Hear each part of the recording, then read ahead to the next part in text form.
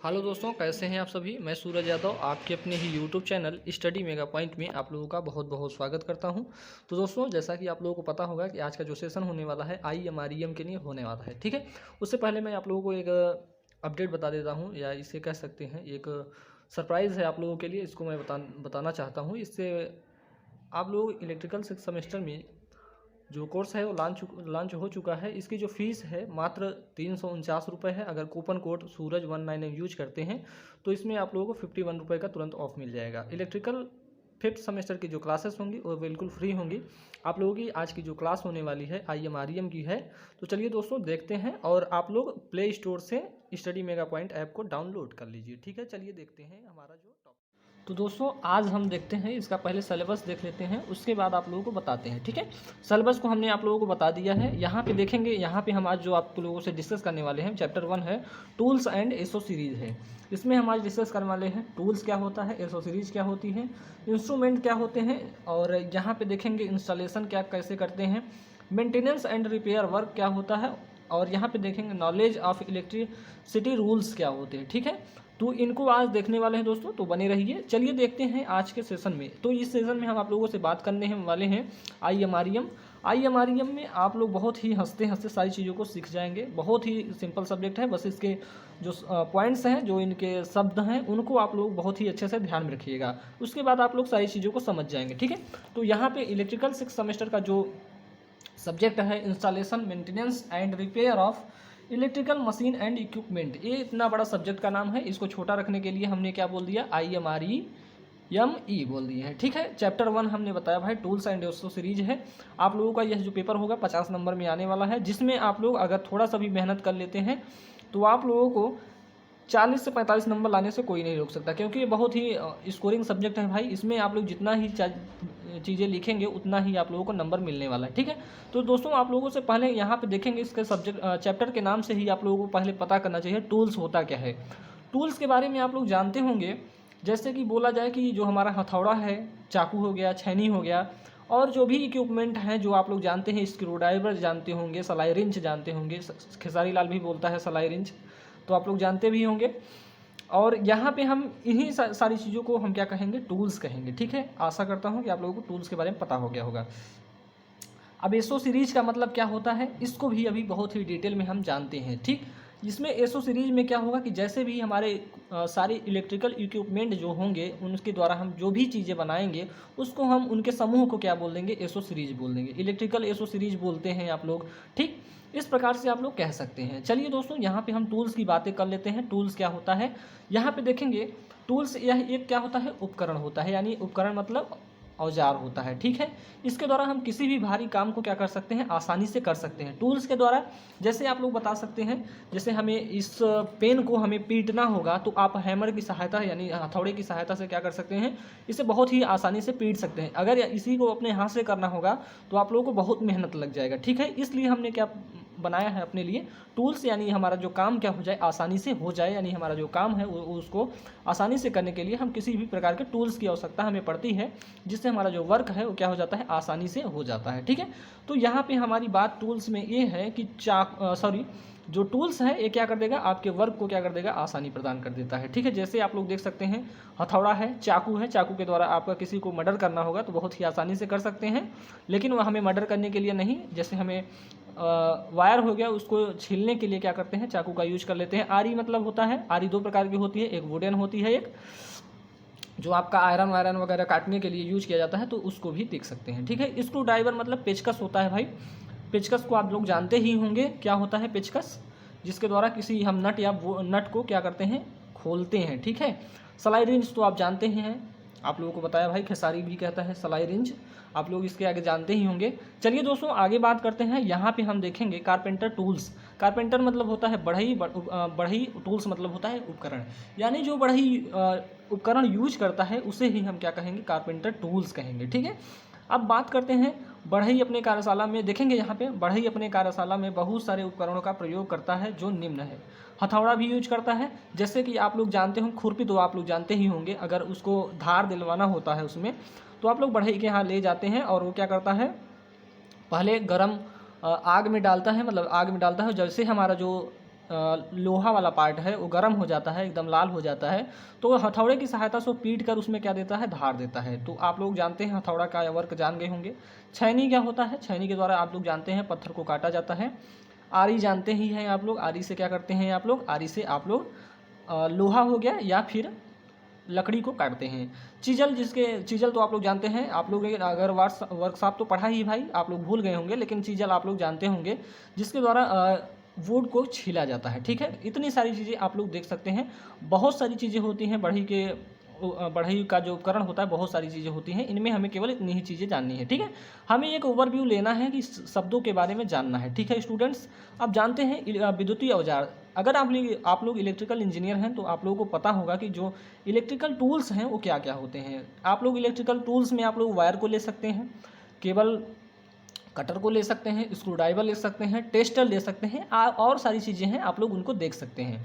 तो यहाँ पे देखेंगे इलेक्ट्रिकल टूल्स क्या होता है, इसमें यूज होने वाले टूल्स केवल इलेक्ट्रिकल वर्क में ही किया जाता है। यानी जो इसका जो इलेक्ट्रिकल टूल्स होंगे केवल इलेक्ट्रिकली जो उसमें वर्क होगा उसको ही हम उसके द्वारा क्या करेंगे, काम करेंगे अपना। ठीक है, इसका भी एग्जांपल देख लेंगे। एग्जांपल से आप लोग समझेंगे तो बहुत ही जल्दी से आप लोगों को सारी चीज़ें समझ में आ जाएगी। अगर आप लोगों के एग्जाम में सारे क्वेश्चन ऐसे नहीं आएंगे, अभी मैं बताऊँगा, इससे बहुत बड़ा क्वेश्चन बनेगा अभी आप लोग जैसे ही मैं आप लोगों को IE रूल बताऊंगा उसमें आप लोगों का ये क्वेश्चन फिक्स है इसका। ठीक है, यहाँ पे हमने बताया कि इलेक्ट्रिकल टूल्स क्या हो सकते हैं, कंडक्टर ले सकते हैं हम लोग, केबल कटर ले सकते हैं जिसके द्वारा हम केबल को काटते हैं, और यहाँ स्क्रू ड्राइवर ले सकते हैं, और क्या लग सकता है, टेस्टर के द्वारा क्या किया जाता है, जैसे हमें वोल्टेज या करंट को क्या करते हैं, मेजर करता है। ये हमारा क्या होता है, विद्युतीय औजार ही होता है। ठीक है, चलिए दोस्तों आगे चलते हैं। अब हम यहाँ पे बात करेंगे, आपका चैप्टर भी है टूल्स एंड एसो सीरीज।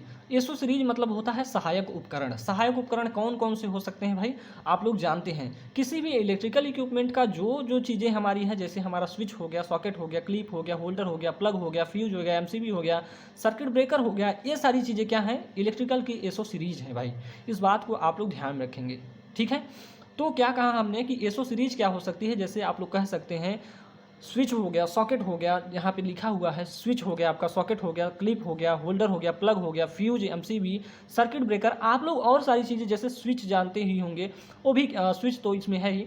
ये सब सारी चीज़ें क्या हैं, ये है एसो सीरीज है, इसे हम एसो सीरीज टूल्स बोलते हैं। ठीक है, आदि उपकरणों को क्या कहा जाता है, इलेक्ट्रिकल एसो सीरीज कहते हैं। ठीक है स्टूडेंट्स, आशा करता हूँ कि आप लोगों की सारी चीज़ें समझ में आ गई होंगी।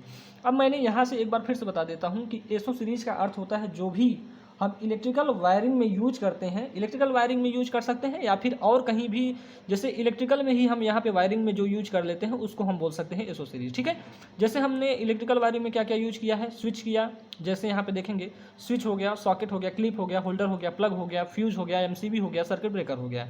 ठीक है, पैनल बोर्ड भी हो सकता है। आदि उपकरणों को इलेक्ट्रिकल एसो सीरीज कहते हैं। ठीक है, आप लोग आशा करता हूँ कि सारी चीज़ें समझ में आ गई होगी। एसो सीरीज मतलब इन सारी चीज़ों का एक समूह होता है, उसी को हम क्या कहेंगे, एसो सीरीज कहेंगे। ठीक, अब बात करते हैं इनको बनाने के लिए यानी इंस्टॉल करने के लिए टूल्स का उपयोग किया जाता है। जैसे आप लोग जानते होंगे कि जैसे हमें स्विच को कनेक्ट करना है किसी बोर्ड में, तो उसमें क्या करते हैं, हमें पेचकस की ज़रूरत पड़ती है। उसके जो हमारे नट होते हैं उनको, सॉरी नट नहीं, बोल्ट जो होते हैं छोटे छोटे, उनको कसने के लिए क्या करते हैं, हम स्क्रू ड्राइवर का यूज कर लेते हैं। तो स्क्रू ड्राइवर क्या है, हमारा टूल्स है। ठीक है, यूज करते हैं, इसलिए इन्हें एसो सीरीज टूल्स कहा जाता है। ठीक है, आशा करता हूँ कि आप लोगों को एसो सीरीज टूल्स पता हो गया होगा। ठीक, अब चलते हैं इंस्ट्रूमेंट।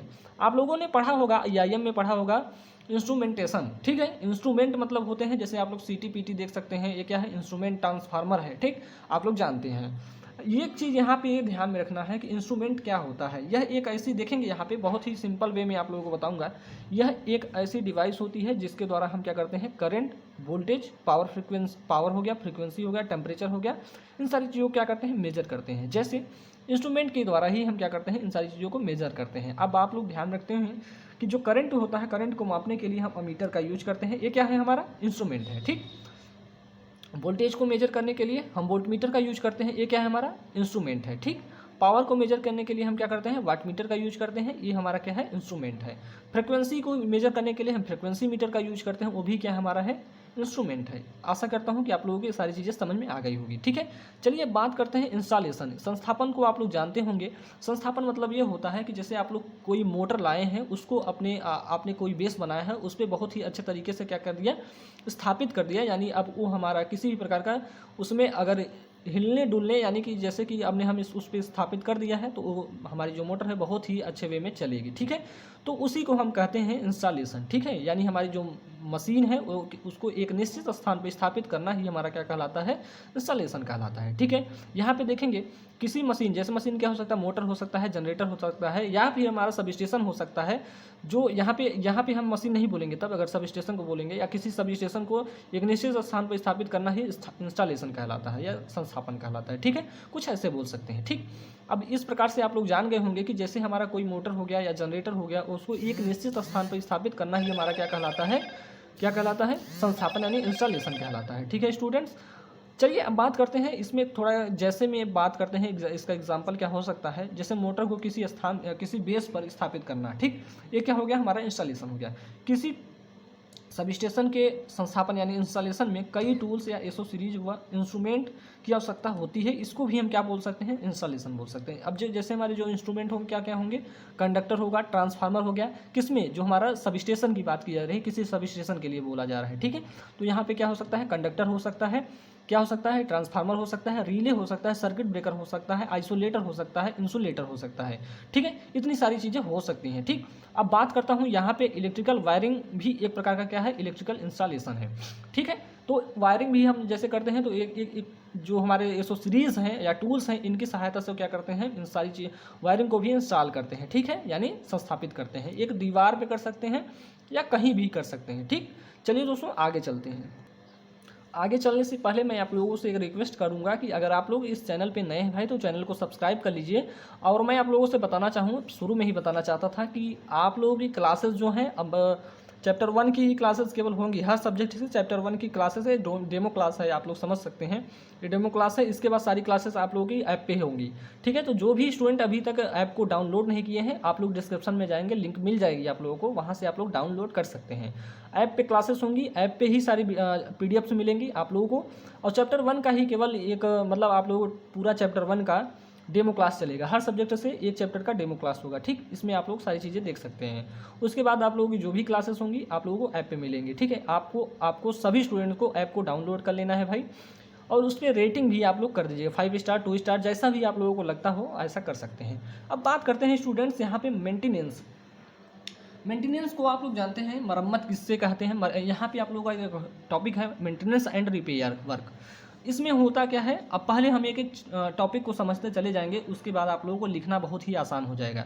मेंटेनेंस का काम क्या होता है कि जैसे हम इसे हिंदी मरम्मत बोलते हैं।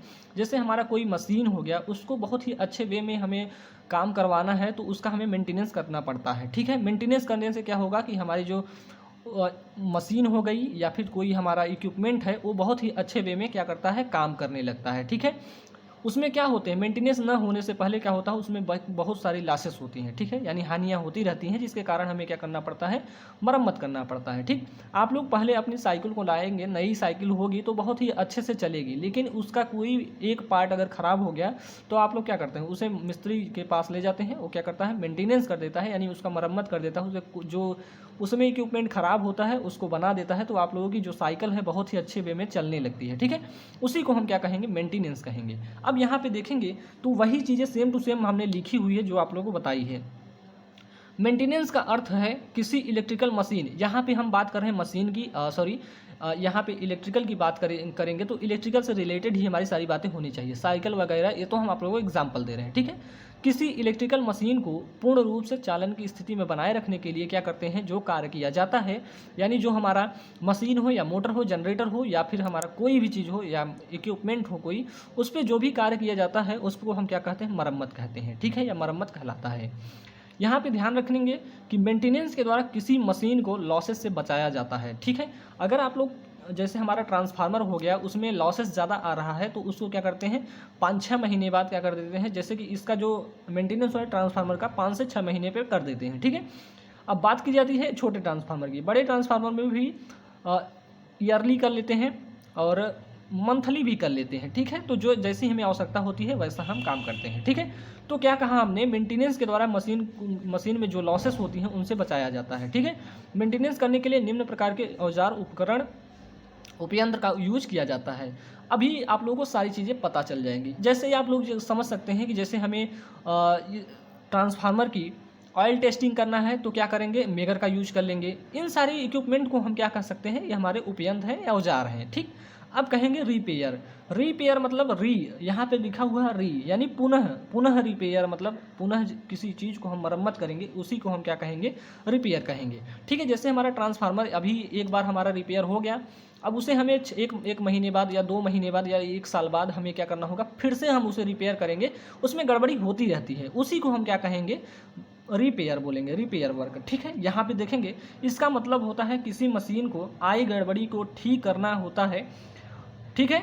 यानी रिपेयर का मतलब क्या होता है, किसी मशीन या हमारा जो इक्विपमेंट है, ट्रांसफार्मर हो सकता है, जनरेटर हो सकता है, उसमें आई गड़बड़ी को ठीक करना ही हमारा क्या कहलाता है, रिपेयर कहलाता है।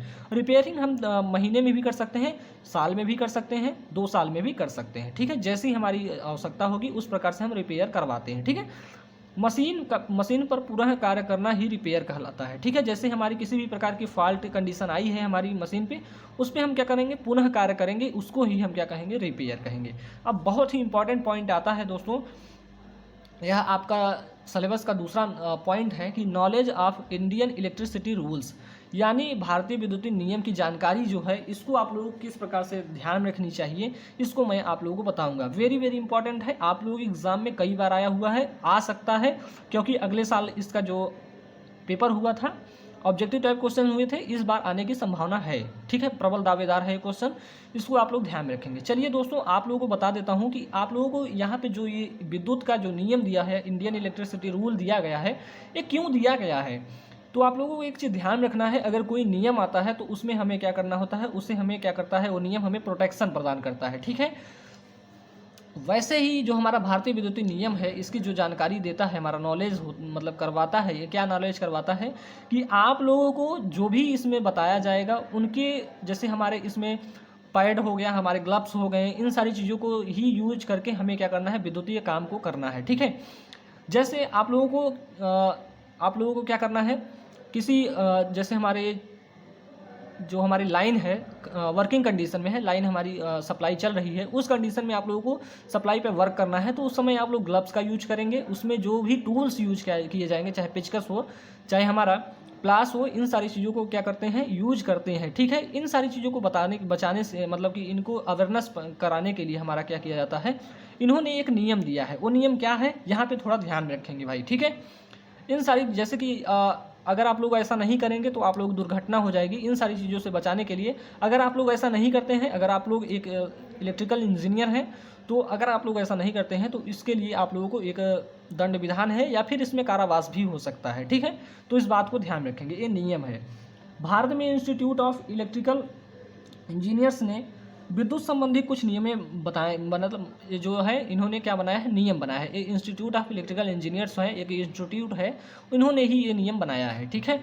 इस नियम के अनुसार क्या है कि कार्य न करने वाले, ठीक है, कार्य न करने वाले व्यक्ति को दंडित तथा कारावास भी हो सकता है। मतलब कार्य न करने वाले मतलब कि जैसे कि हमने बताया, इन नियमों को, अगर इन नियमों का किसी भी प्रकार से उल्लंघन होता है तो उनके इस नियम के अनुसार क्या होगा, उन पर क्या होगा, दंड का प्रावधान हो सकता है या कारावास भी हो सकता है, ठीक है। अतः वे व्यक्ति जो विद्युत से सीधा संपर्क रखते हैं, ठीक है, जैसे इंजीनियर, इलेक्ट्रिकल इंजीनियर, उनका तो विद्युत से सीधा संबंध होता है, इन नियमों को ध्यान में रखकर विद्युत संबंधी क्या करें, काम करें, ठीक है, ताकि वे भविष्य में होने वाली किसी भी प्रकार की दुर्घटना से बच सकें। इसमें पहला नियम क्या है भाई, पहला नियम है रूल नंबर 28। इसमें आप लोगों को काफ़ी रूल्स को पता करना होगा, काफ़ी रूल्स को जानना होगा, जानकारी लेना होगा, ताकि आप लोग क्या करें, सारी रूल्स को जान लेंगे, ठीक है। इस टॉपिक में आप लोगों को एक क्वेश्चन तो जरूर आने वाला है, आप लोग फिक्स समझ लीजिए, ठीक है। यहाँ पे पहला रूल क्या कहता है, इसे आप लोग रूल नंबर 28 से ध्यान में रखेंगे। रूल नंबर 28 किससे रिलेटेड है, वोल्टेज से संबंधित है, ठीक है। रूल नंबर 28 जो है वोल्टेज से संबंधित है। अब वोल्टेज जो होता है इसको 4 प्रकार से डिवाइड किया गया है, लो वोल्टेज, हाई वोल्टेज, एक होता है मीडियम वोल्टेज, एक होता है एक्स्ट्रा हाई वोल्टेज, ठीक है। आप लोगों के ट्रांसमिशन लाइन में वोल्टेज को हमने 4 वर्गों में डिवाइड किया है, यहाँ पे आप लोग देख सकते हैं, ठीक है। क्या है, पहला क्या है, पहला हमारा लो वोल्टेज है, दूसरा हमारा मीडियम वोल्टेज है, तीसरा हमारा हाई वोल्टेज है, चौथा हमारा एक्स्ट्रा हाई वोल्टेज है। ठीक है स्टूडेंट्स, अब बात की जाती है लो वोल्टेज क्या होता है। लो वोल्टेज आपका जो होता है 250 वोल्टेज से जो अधिक ना हो, यानी 250 वोल्ट से अधिक हो गया, अधिक ना हो। अगर अधिक हो गया तो क्या हो जाएगा, वो मीडियम में आ जाएगा। ठीक है, अगर मीडियम वोल्टेज की बात की जाएगी तो ये 250 वोल्ट से 650 वोल्ट तक होता है। हाई की बात की जाएगी तो यहाँ पे 650 वोल्ट से यहाँ पे 33 kV तक की जो वोल्टेज होती है इसको हम हाई वोल्टेज कहेंगे। ठीक है, एक्स्ट्रा हाई वोल्टेज की बात की जाएगी तो यह 33 kV से अधिक होता है। ठीक है, एक्स्ट्रा हाई वोल्टेज। तो आशा करता हूँ दोस्तों इतनी सारी चीज़ें आप लोगों को समझ में आ गई होगी। अब मैं आप लोगों से बताना चाहूँगा, आप लोग प्लीज़ कमेंट बॉक्स में लिख दीजिएगा कि जो रूल नंबर है, रूल आप लोगों को प्लीज़ जितनी भी रूल मैं बताऊँगा आप लोग कमेंट बॉक्स में लिखते जाएंगे। रूल नंबर जो 28 है किससे संबंधित है आप लोग लिख देंगे, वोल्टेज से संबंधित है। ठीक है, प्लीज़ आप लोग कमेंट बॉक्स में इसको लिख देंगे। और मैं आप लोगों से इसके आगे नेक्स्ट लेक्चर में बात करूँगा भाई कि इसके आगे क्या है। ठीक है, और भी बहुत सारे रूल्स हैं उनको आप लोगों को जानकारी दिलवाऊँगा, आप लोगों को एक एक रूल के बारे में बताऊंगा। तो आशा करता हूं कि आप लोगों को सारी चीज़ें समझ में आ रही होंगी। इस वाले टॉपिक को हम नेक्स्ट लेक्चर में भी इसको यहीं से शुरू करते हैं। ठीक है, ताकि आप लोगों को इस जो क्वेश्चन है आप लोग एग्जाम में आए तो आप लोग बहुत ही सिंपली वे में कर पाएँ। ठीक है, आशा करता हूँ कि दोस्तों आप लोगों को सारी चीज़ें समझ में आया होगा। अगर अच्छा लगा हो तो वीडियो को लाइक कर दीजिएगा। यह जो वीडियो है ये आप लोगों की ऐप पे भी होगी और यूट्यूब पे भी होगी। ठीक है, क्योंकि अभी मैंने आप लोगों से बोला कि चैप्टर 1 का जो है, हर सब्जेक्ट का चैप्टर 1 जो होगा वो क्या किया जाएगा, यूट्यूब पे डेमो क्लास के रूप में इसमें प्रोवाइड किया जाएगा। ठीक है, तो आशा करता हूँ कि आप लोगों को सारी चीज़ें समझ में आ गई होगी। और जो भी स्टूडेंट्स अभी तक स्टडी मेगा पॉइंट ऐप को डाउनलोड नहीं किए हैं, प्ले स्टोर से जाकर सभी स्टूडेंट डाउनलोड कर लेंगे, जिससे आप लोगों को भविष्य में होने वाली किसी भी परेशानी से सामना न करना पड़े। ठीक है, क्या करना है, आप लोगों को जाएंगे डिस्क्रिप्शन में जाएंगे, डिस्क्रिप्शन में आप लोगों को लिंक मिल जाएगी, वहाँ से भी आप डाउनलोड कर सकते हैं। आप लोग प्ले स्टोर से भी जाके स्टडी मेगा पॉइंट सर्च करके डाउनलोड कर सकते हैं। ठीक है, अगर आप लोग अभी तक क्या करेंगे, चैनल को सब्सक्राइब नहीं किए हैं, चैनल को सब्सक्राइब भी कर लेंगे। मिलते हैं आप लोगों से नेक्स्ट लेक्चर में, तब तक के लिए जय हिंद जय भारत।